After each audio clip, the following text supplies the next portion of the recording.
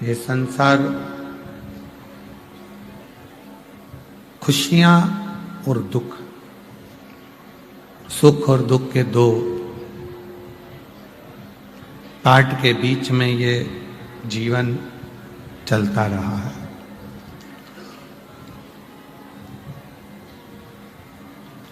किसी को सुख का घाट मिल जाता है कि तो किसी को दुख का घाट मिल जाता है। और ऐसा नहीं है कि एक ही घाट पर हमेशा टिके रहना।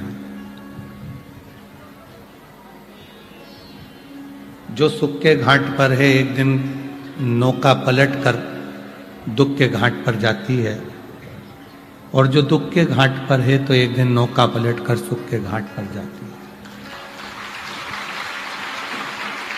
इन दोनों के बीच में जो धारा में आप और हम चल रहे हैं, बह रहे हैं, यही हमारा और आपका जीवन है। इसी को जिंदगी कही गई, इसको जीवन कहा गया। कोई दुनिया में ऐसा पैदा नहीं हुआ कि आपके दुख को काट दे। कोई कहते हैं कि हमारे पास में ऐसे महाराज जी हैं जो हमारा दुख काट सकते हैं। तो मेरे भगवान राम जी के पास में तुम्हारे महाराज जी से भी बड़े महाराज जी थे। मेरे भगवान कृष्ण के पास में उनसे भी बड़े महाराज जी का आनंद था।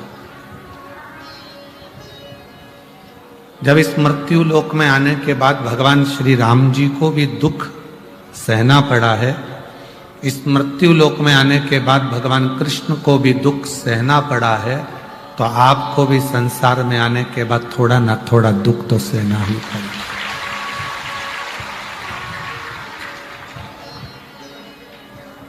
दुख काटने की सामर्थ्यता केवल एक में है, और वो है तुम्हारा भजन, तुम्हारा मंत्र जाप, तुम्हारा स्मरण, तुम्हारा एक लोटा जल जो भगवान को समर्पित कर रहे हो, वो तुम्हारे दुख को काट सकता है। इसके सिवाय किसी की सामर्थ्यता नहीं है कि कोई किसी के दुख को काट दे। आप और हम अपना दुख को खुद मिटा सकते हैं। तुलसी बाबा जी ने कहा कि कलियुग केवल नाम आधार। कलिकाल में नाम जप करिए, भगवान को भजिए, स्मरण करिए। एक लोटा जल जैसे राम जी ने भगवान शिव जी को समर्पित करा, जैसे भगवान कृष्ण ने भगवान शंकर जी को समर्पित करा, ऐसा ही एक लोटा जल तुम भी चढ़ाते हो।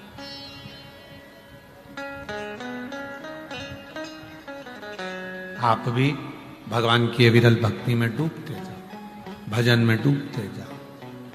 जब संसार का मनुष्य अपनी जिंदगी का सारा भार परमात्मा पर सौंप देता है, तो मनुष्य फिर रोता नहीं है, वो मुस्कुराता रहता है, खिलखिलाता रहता है।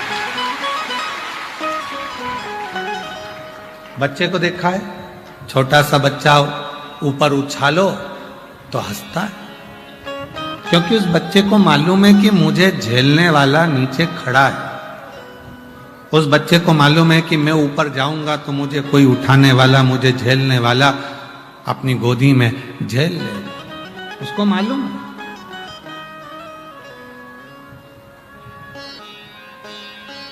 बाबा जी एक बात कहना था,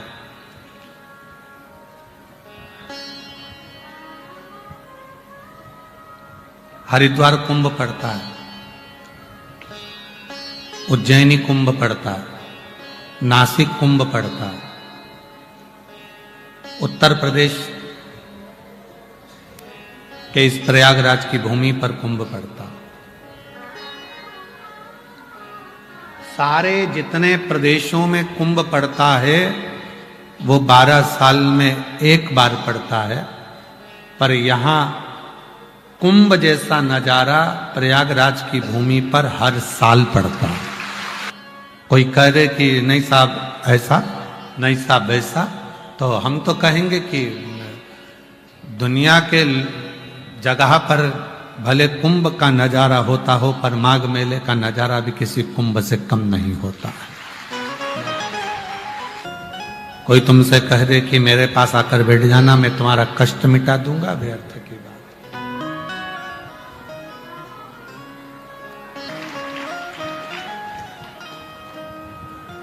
हाथ रखने से नहीं, आपकी बुद्धि में जब आपने शिव महापुराण की कथा को श्रवण कर लिया और आपने उस कथा को सुनने के बाद जब भगवान पर भरोसा कर लिया और भरोसा करने के बाद जब आप शिव जी को एक लोटा जल चढ़ाने लगे और वो जल लाकर जब आप अपने पति को या बीमार व्यक्ति को पिलाने लगे, तो उसको मेरा भोले बाबा आपके भरोसे से ठीक करना प्रारंभ कर देगा।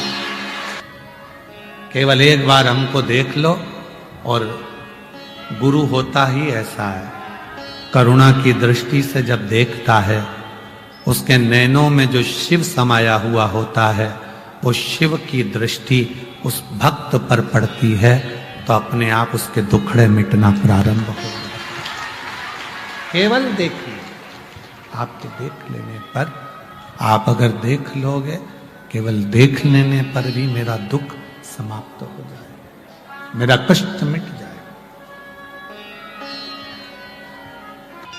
प्रेम कम नहीं हो रहा, और हम तो बाबा से यही प्रार्थना करते हैं, भोले बाबा त्रिवेणी के संगम पर ऐसी कृपा करना, जो जिस भाव से कथा को श्रवण करने के लिए आया है, खाली झोली लाया है, बाबा गंगा यमुना सरस्वती मैया, हे अक्षय वट, आपकी कृपा छाया इन सब पर बनाना, मेरे नागवासु की, मेरे भोले बाबा, हे शिव, इनकी झोलियां खुशियों से भरकर इनको घर भेजना, ऐसी कृपा कर।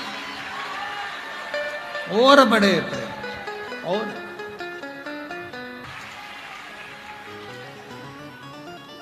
अच्छा, एक बात बताओ, सब सावधानी से, रिटर्न बड़ा बेटा, एक बात बताओ,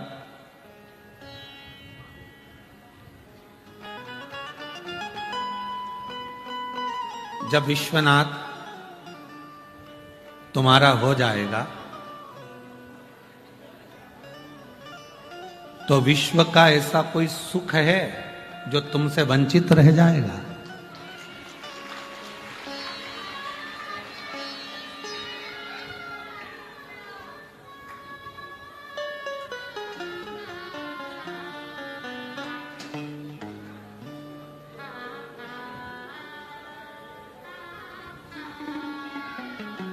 कहां जा रहे हो? क्यों भैया, कहां जा रहे हो? कहा काशी जा रहे हो। क्यों जा रहे हो? विश्वनाथ जी का दर्शन करने के लिए। विश्वनाथ जी का दर्शन? हाँ, काशी और विश्वनाथ जी कहां? क्यों भैया, कहां जा रहे हो? उज्जैनी जा रहे हैं। क्यों जा रहे हो? महाकाल बाबा का दर्शन करने के लिए जा रहे हैं। महाकाल बाबा का दर्शन? हाँ। अब विश्वनाथ जी चले, कॉरिडोर देखा, और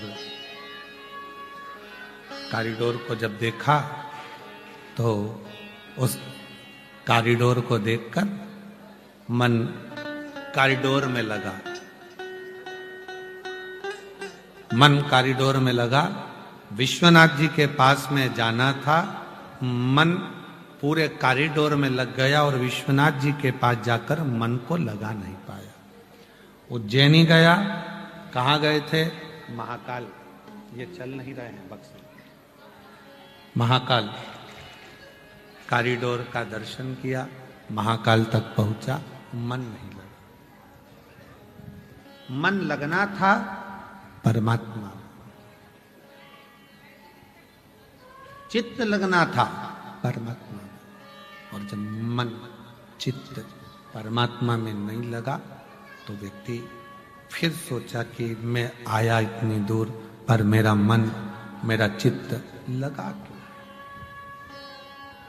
मेरा मन, मेरा चित्त लगता क्यों नहीं?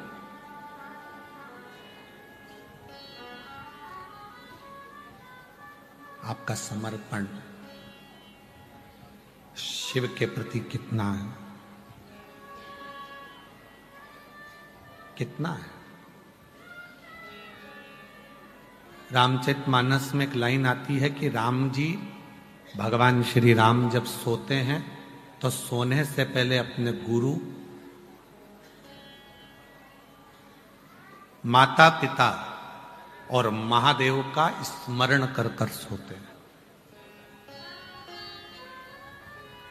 लक्ष्मण जी ने पूछा भगवान श्री राम जी से,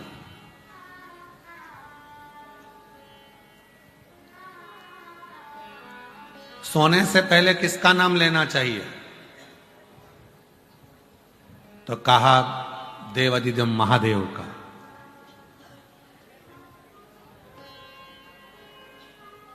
और उठने पर किसका नाम लेना चाहिए?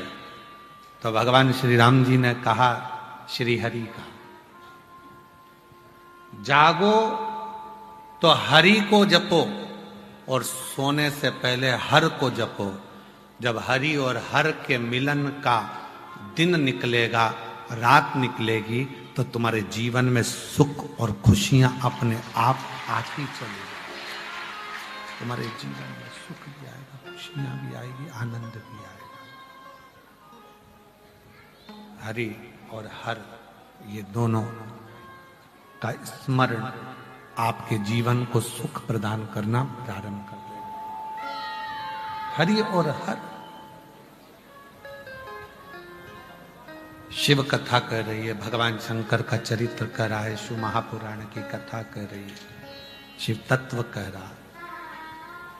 शिव के मंदिर जाना तो शंकर भगवान के शिवलिंग से मतलब रखना, भगवान शंकर के शिवलिंग से मतलब रखो, शिवलिंग की पूजन से मतलब रखो। बाकी के मंदिर में क्या लग रहा है, क्या लगा रहे हैं, क्या कह रहे हैं, कौन बोल रहा है, क्या बोल रहा है, उससे मतलब नहीं।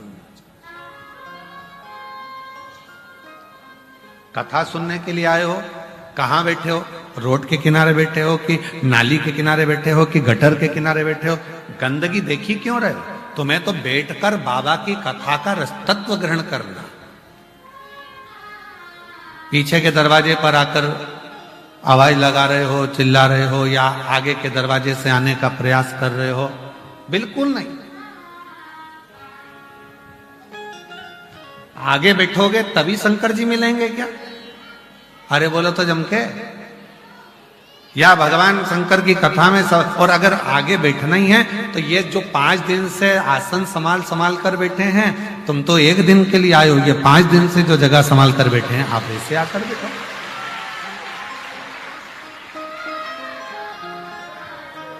और कितनी बड़ी बात सतुआ बाबा जी ने कही, और एक को नहीं कही, सतुआ बाबा जी ने सबको कही। माइक पकड़ कर बोले सतुआ बाबा जी कि ये कथा जो श्रोता भाई बहन जो प्रयागराज की धरा पर आए हैं, पोटला बांध बांध कर अपने सिर पर ले लेकर आए हैं, ये कथा उन भक्तों के लिए है, वीआईपी के लिए नहीं। यहां यही वीआईपी।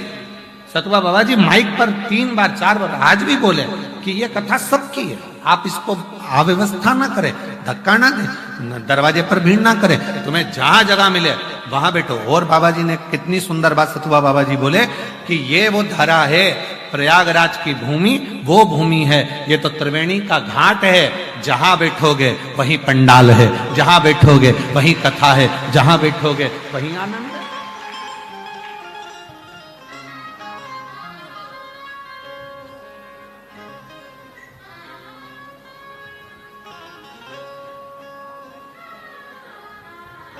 ठीक है, जहां बैठे हो तुम्हारी मर्जी, जहां बैठ जाओ तुम बैठ करो, कथा का रसतत्व करो। बस इतना याद रखना, जब स्तुति करो, कथा सुनकर जब उठो, भूमि की रज को प्रणाम करो, मस्तक लगाओ, हृदय से लगाओ, और प्रणाम कर कर बाबा को अपने मन का भाव जरूर कह कर जाओ। इतना जरूर करना। जहां बैठो, जहां बैठकर सुन रहे हो, किसी भी पंडाल में बैठे हो, कहीं टीवी के सामने सुन रहे हो, एलईडी के सामने सुन रहे हो, तुम्हारी मर्जी पड़े, जहां माइक की आवाज आ रही है वहां बैठकर सुन रहे हो, दिल से उस परमात्मा को जो कहोगे वो सुनेगा। वो जंगल में सुनता है, वो पहाड़ पर सुनता है, वो वायु में सुनता है, वो जल में सुनता है, वो थल में सुनता है, आकाश में सुनता है, वनस्पति की सुनता है। ऐसा कौन है जिसकी वो ना सुनता?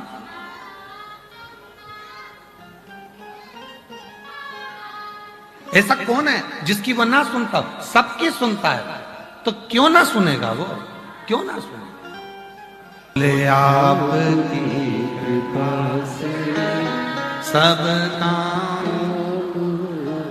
जिस दिन तुम शिव के दास बन गए, आज प्रयागराज की भूमि से याद रख लेना, जिस दिन तुम शिव के दास बन गए उस दिन तुम हर परीक्षा में पास हो गए।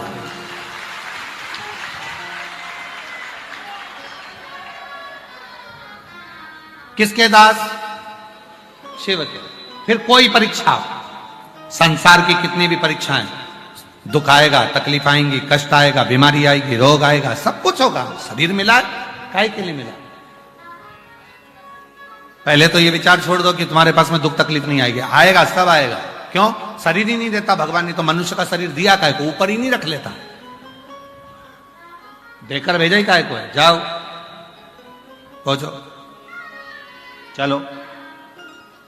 तो किसी ने कहा क्यों गुरुजी, अगर भगवान दुख देता है तो ऊपर ही सारा भुगतान क्यों नहीं भुगता लेता, फिर पृथ्वी पे काहे कोई हमें भेज देता है यहाँ पर कि और दुख भोग लो, वहीं पे ऊपर कंप्लीट करके भेजता। हमने कहा देखो, हॉस्पिटल में मरीज अगर बीमार होकर भर्ती होता है ना, तो उसको वहां बोतल भी चढ़ती है, इंजेक्शन भी लगता है, दवाई भी मिलती है, सब कुछ मिलता है, पर आखिरी में जब वो छुट्टी लेके जाता है ना, तो एक पन्नी में उसको दवाई भी दी जाती है, गोलियां भी दी जाती है कि घर जाकर ये लेना। तो वो कहता है क्यों डॉक्टर साहब, जब मुझे इतनी बोतल यहीं लग गई, दवाई सब यहीं खा ली, गोली सब यहीं खा ली, तो घर पे क्यों दे रहे हो? तो कहा नहीं नहीं, ये घर का डोज तो तुम्हें लेना पड़ेगा, घर पर जाकर 15 दिन 20 दिन तो तुमको डोज लेना पड़ेगा, तब जाकर तुम पूरे ठीक हो गए। उसी तरह भगवान ने जितना मां कूटना था तुमको खूब कूटा, जितना कूटना था तुमको ऊपर खूब मसल मसल के कूटा, यमराज ने भी कूटा, धर्मराज ने भी न्याय दिया और खूब पीटा, और कूटने के बाद आखिरी में कहा यहाँ का इलाज पूरा हो गया,